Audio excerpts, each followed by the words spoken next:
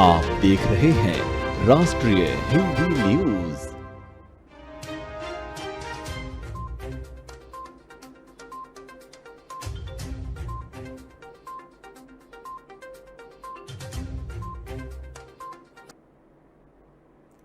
नमस्कार, आप देख रहे हैं राष्ट्रीय हिंदी न्यूज और आपके साथ हूं मैं अंजना राठौर।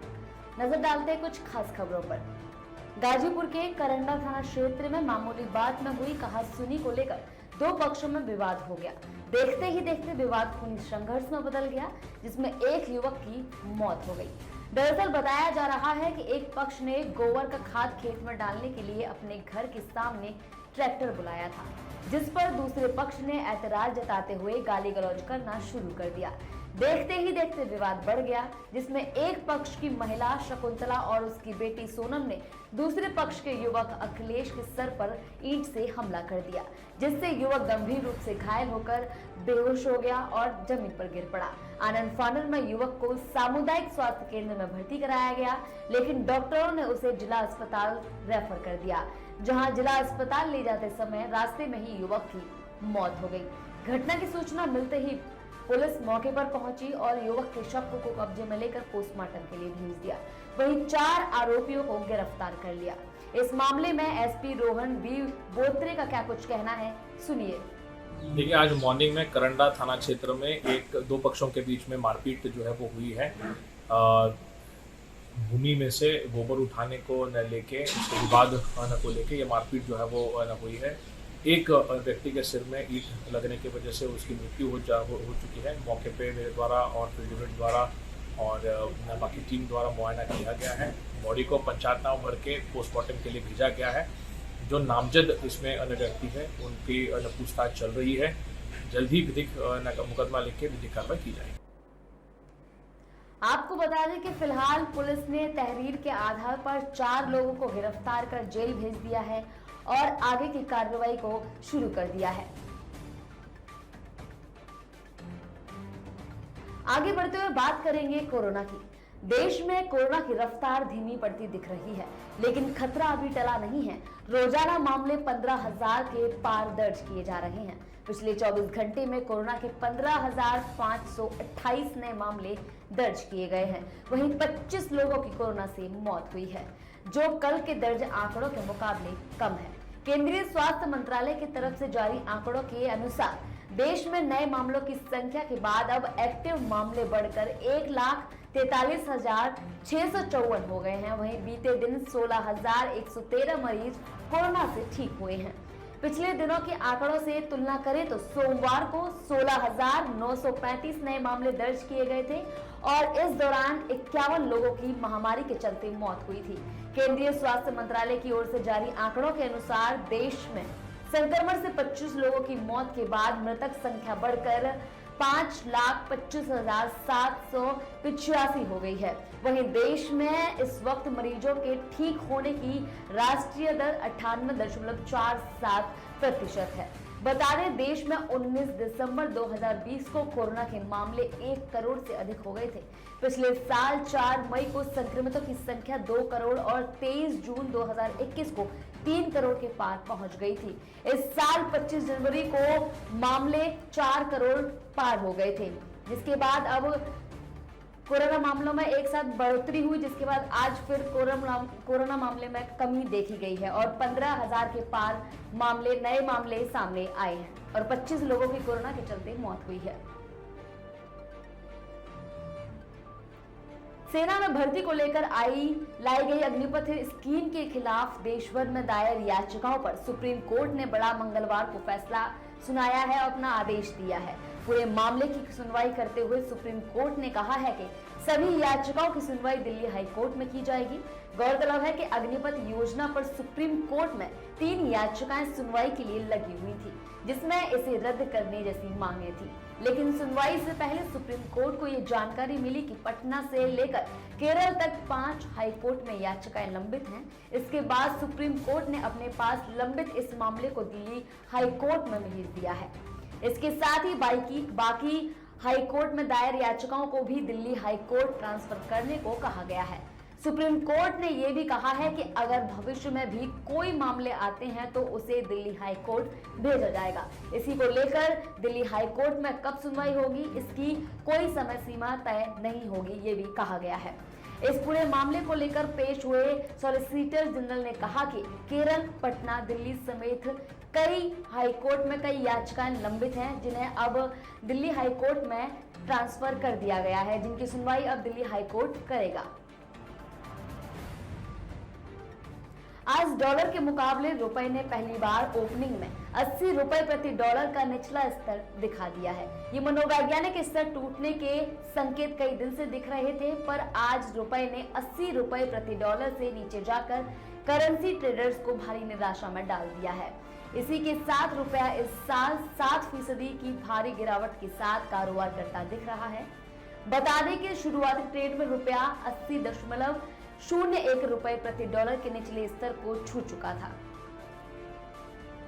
जबकि कल ये 79.97 रुपए प्रति डॉलर के स्तर पर बंद हुआ था।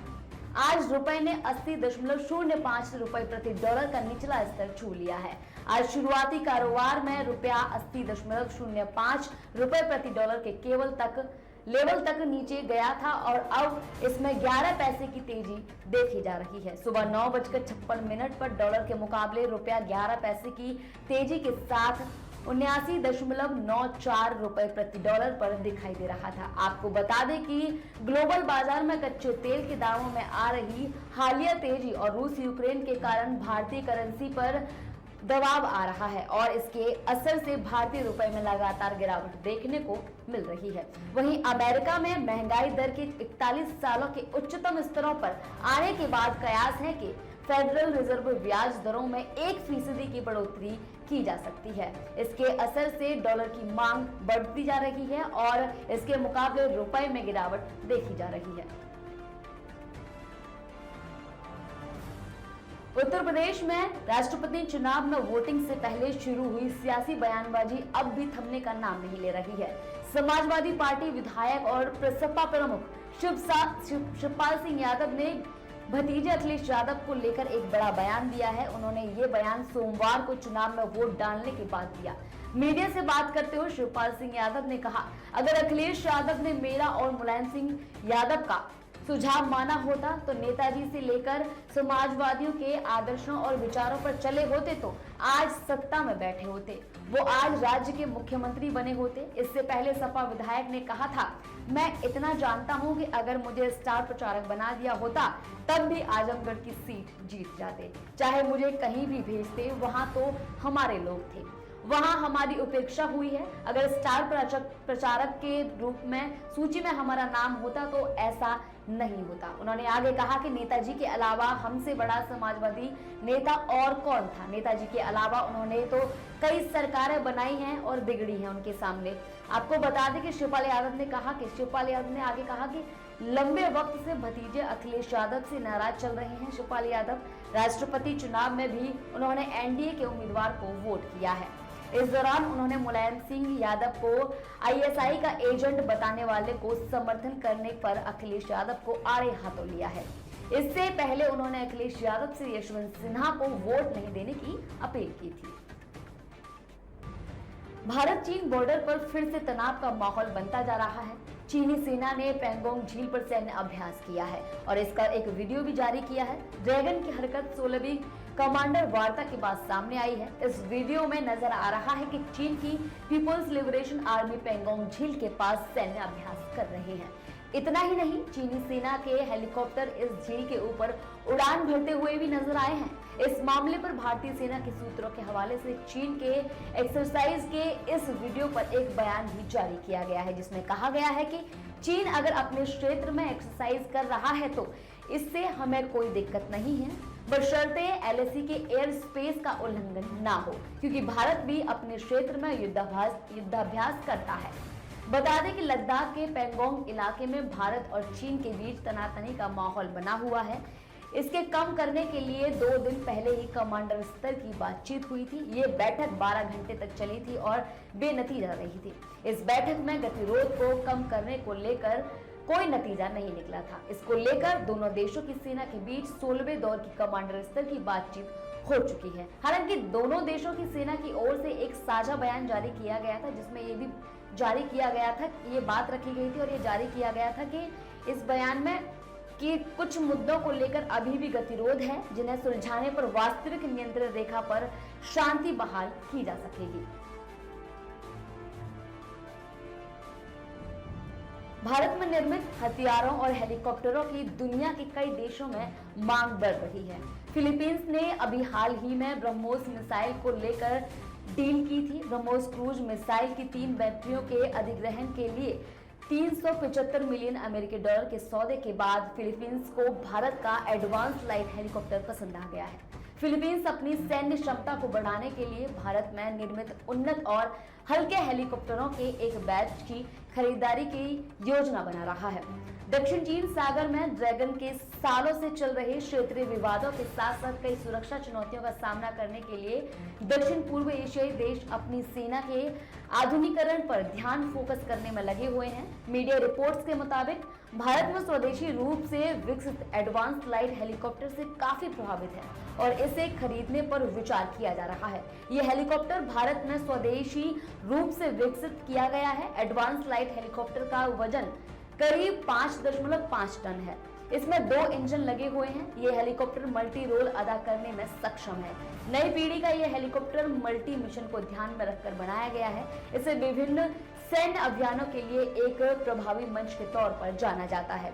आधुनिक और हल्के हेलीकॉप्टर सामान्य तौर पर यूटिलिटी हेलीकॉप्टर है। इस एडवांस हेलीकॉप्टर का इस्तेमाल कई तरीकों से किया जा सकता है। आपको बता दें कि वीआईपी मूवमेंट में ये काफी बेहतर माना जा रहा है। इसके अलावा सभी मौसम में राहत और आपदा कार्य में भी बेहतर काम करने में सक्षम है। रेस्क्यू ऑपरेशन चलाने में भी इसका इस्तेमाल किया जा सकता है। इसके अलावा लॉजिस्टिकल सपोर्ट या फिर जंग के दौरान हमले में भी इसका बेहतर उपयोग हो सकता है। आगे बढ़ते हुए बात करेंगे हरियाणा की। हरियाणा स्थित मेवात के नूह स्थित पंचगांव में अवैध खनन माफियाओं ने डीएसपी सुरेंद्र सिंह बिश्नोई की हत्या कर दी है। खनन माफियाओं ने डीएसपी पर डंपर चढ़ा दिया और उनकी मौके पर ही दर्दनाक मौत हो गई। इस घटना के बाद हरियाणा के एडीजी संदीप खेड़वाल ने कहा कि 12 बजे के आसपास पुलिस को सूचना मिली थी। खनन माफियाओं पर पहले भी एक्शन हो रहा था और अब भी हुआ, आगे भी होता रहेगा। मिली जानकारी के अनुसार एक सूचना पर खनन रोकने के लिए गए डीएसपी सुरेंद्र सिंह जब अवैध पत्थर से भरे ट्रक को रोकने के लिए कोशिश कर रहे थे तो खनन माफियाओं के आदमियों ने डीएसपी पर डंपर चढ़ा दिया। वहीं मौके पर उनकी मौत हो गई। आरोपियों को पकड़ने के लिए सर्च ऑपरेशन हालांकि चलाया जा रहा है। उप पुलिस अधीक्षक सुरेंद्र सिंह ताबड़ू में थे। दरअसल डीएसपी ताबड़ू की पहाड़ी में अवैध माइनिंग की सूचना पर छापामारी करने के लिए गए थे। जानकारी के मुताबिक डीएसपी गाड़ी के पास ही खड़े थे। इसी दौरान एक तेज गति डंपर ने उन्हें सीधी टक्कर मार दी और वहीं उनकी मौके पर ही मौत हो गई। बता दें इसी साल सुरेंद्र सिंह सेवानिवृत्त होने वाले थे। फिलहाल के लिए खबरों में इतना ही। देखते रहिए राष्ट्रीय हिंदी न्यूज। जय हिंद।